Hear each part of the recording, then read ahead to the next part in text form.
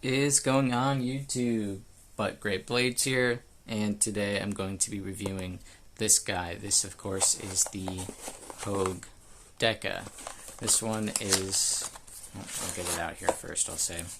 So this one I have some custom scales on it. These are from Original Goat. I will leave them down below, but it did originally come with these polymer scales, which are fine, but I wanted something a little bit different. These are aluminum, but anyways, let's start with a measurement.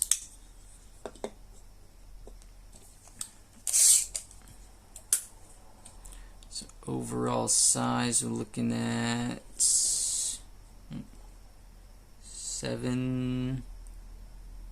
What are we looking at here? 7.3, 7.4 inches maybe overall. Looking at a 3¼ inch blade with a call that 3.1 inches of cutting edge. Do a measurement of the blade stock thickness.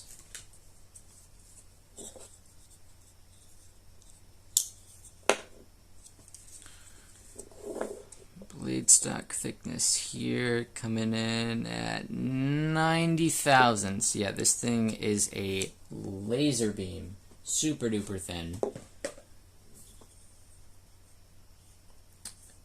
Do a size comparison. We got the Demco 8020.5, also with original goat scales on it.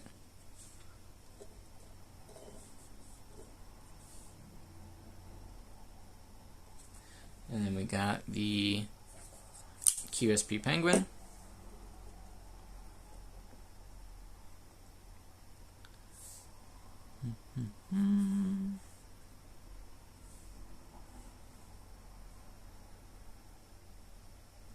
Alright, so this is going to be right in the middle.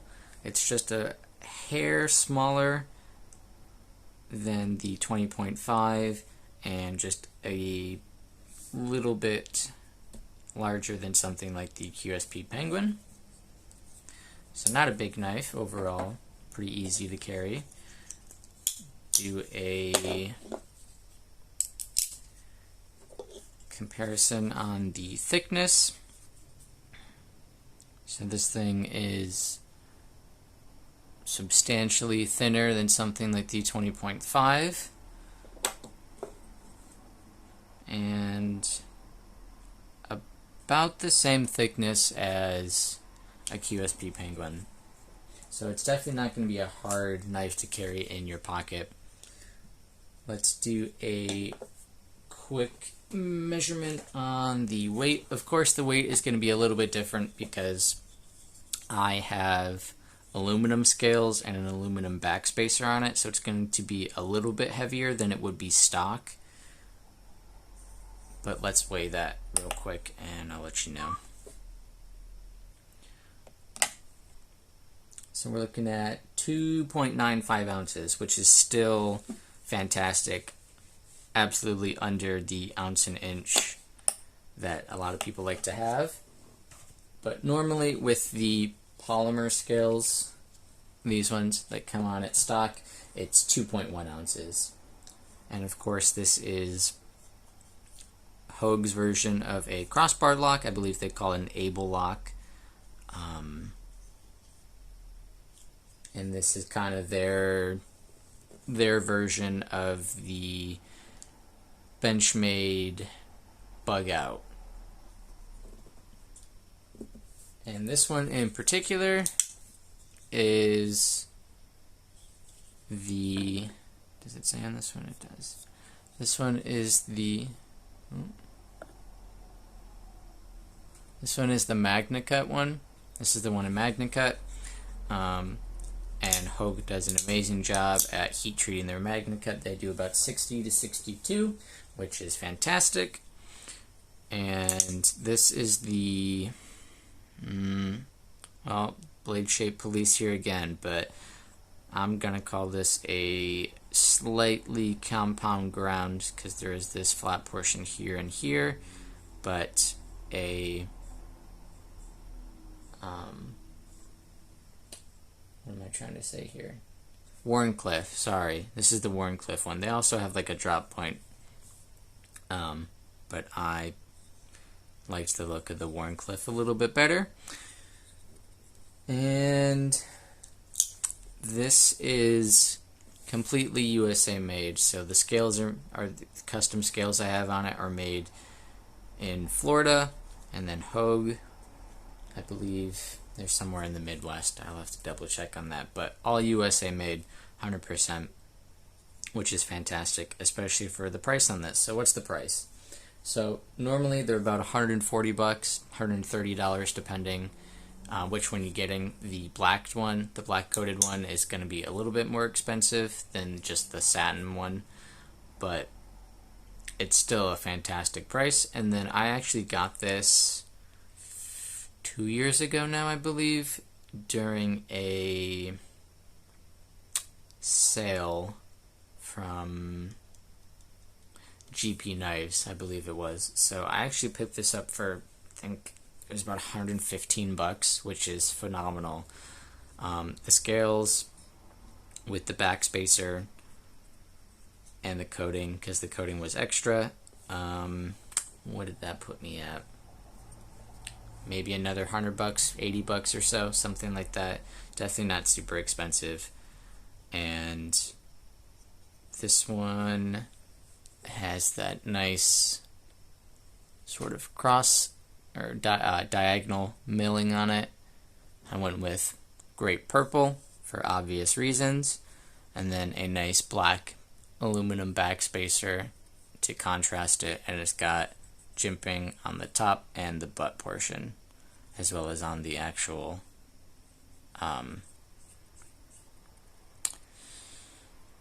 spacer. Now, I'm not going to lie to you. If you've never taken apart a sort of bar lock style knife, they can be a little tricky.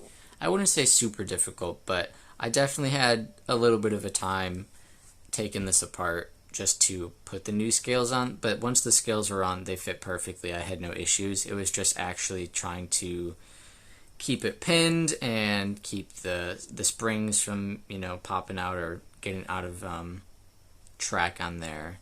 But after that, you know, I think it's phenomenal with the new scales on them. And the purple and black, I think, is a great combo, nice contrast.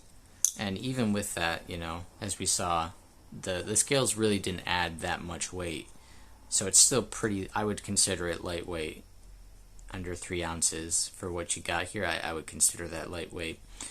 Ergonomically speaking, you know, these particular scales, and even the original scales, have sort of a spot for your fingers. You got a little bit of wiggle room, but they basically say you're going to put your index finger here, you're going to put your thumb here, and then whatever you decide to do with your last ones there, that's up to you. But it's comfortable, you know, it locks you in.